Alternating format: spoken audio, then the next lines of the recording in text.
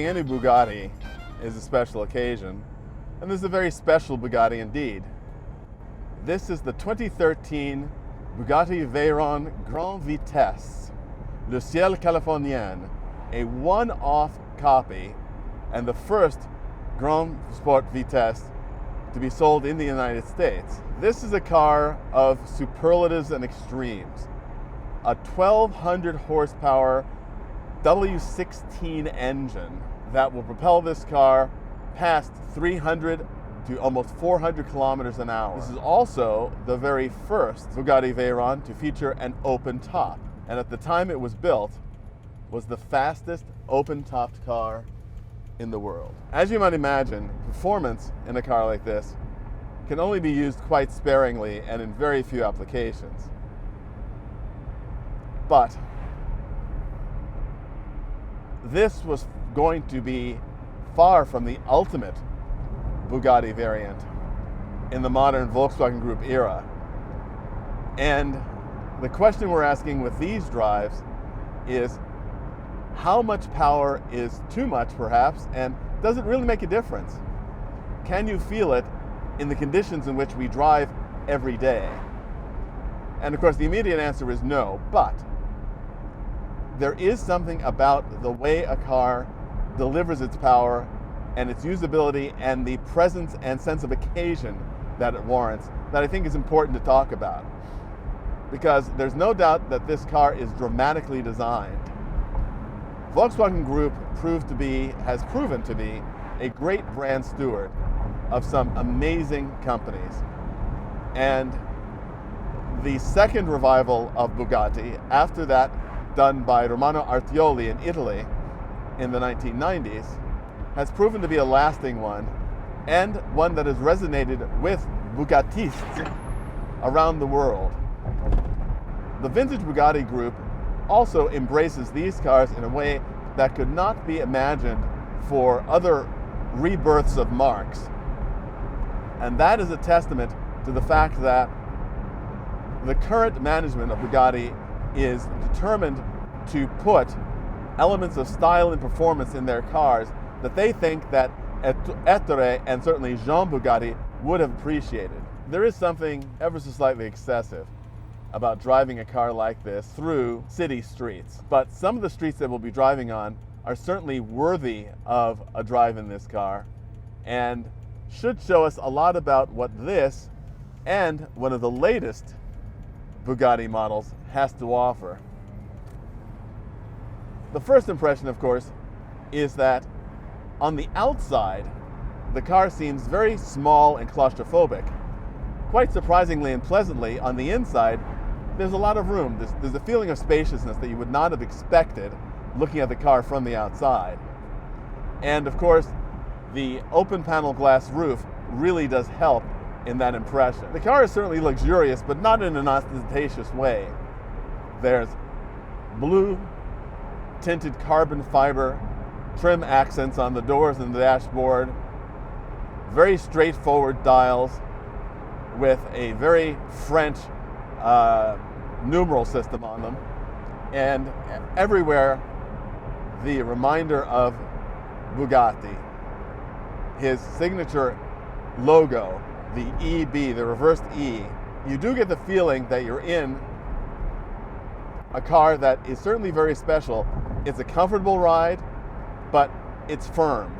You feel the road. Among the gauges arrayed before you on the dashboard of this Bugatti is a very interesting one, which actually measures the horsepower that you're currently employing. Poodling around here on these streets, it's still at rest. And the gauge winds its way all the way around to 1200. Now, obviously I'm not going to get anywhere near that today, but it's interesting and would be interesting to see what the relationship is between horsepower and speed, which you're able to monitor in a car like this. It's a little burst away from rest. I get it up to 80 horsepower being used. And by the way, my mileage at the moment is 7.2. The potential for this car and cars like this is such that You don't worry about running out of fuel before you worry about running out of tires. Being in a car capable of 280 miles per hour is something which is not to be taken lightly.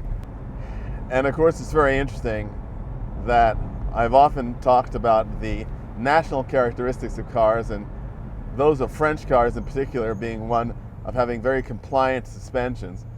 Of course, this is a modern supercar, so compliance is a very relative term. The needs of a suspension to handle the kind of speeds that this car is capable of makes it almost impossible to have a ride that is compliant in town on somewhat broken streets. But it also makes you think about what a marque in the old days like Citroën would have done with a car like this and its capabilities. Imagine being able to combine incredible power with an amazing ride. Well, that's a story for another day. As should be the case, pride of place is taken by the tachometer, because in a high-performance car, the tachometer is king. Often race cars don't even have speedometers. It's not important how fast you're going, it's how fast you're getting there. Although the natural habitat of a car like this is realistically the great resorts of the world and the most luxurious beaches of the world, especially those of Southern California, for which the original owner of this car commissioned it, somehow as a high-performance car, you would think that it would have sort of a more serious or a higher calling. But I guess that's the entire point of a car like this. If you can afford one, you can use it any way you like. So it doesn't have to be necessarily thrashed at the highest speeds all the time.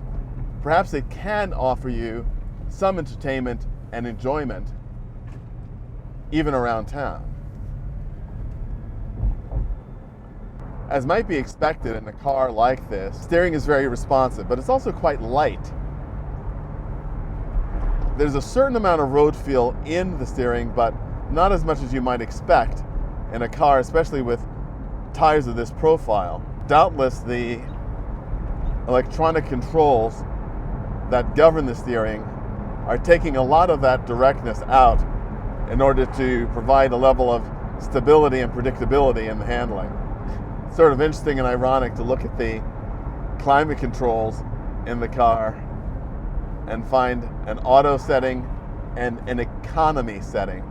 Obviously economy meaning a mixture of outside and conditioned air, but somehow economy and Bugatti don't belong in the same sentence somehow, but there you are.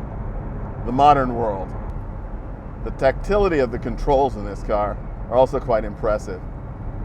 The paddle shifters have little ridges on the underside to help grip your fingers, which is a very, very nice touch and a great detail.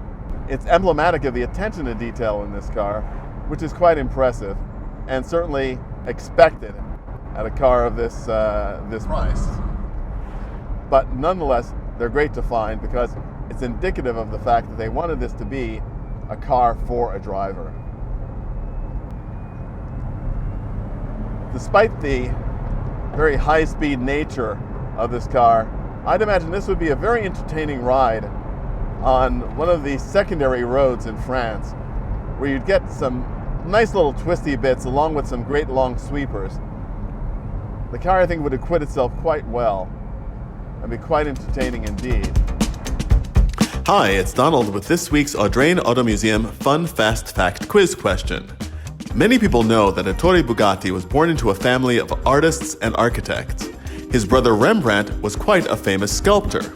What was his most notable sculpture? It was of an animal. Was it an ocelot, a tiger, a giraffe, or an elephant? If you think you know the answer, write it in our comments below. If you don't, wait till next week's video and you'll find out. Thanks. If you like these videos, let your friends know. Subscribe, comment, share.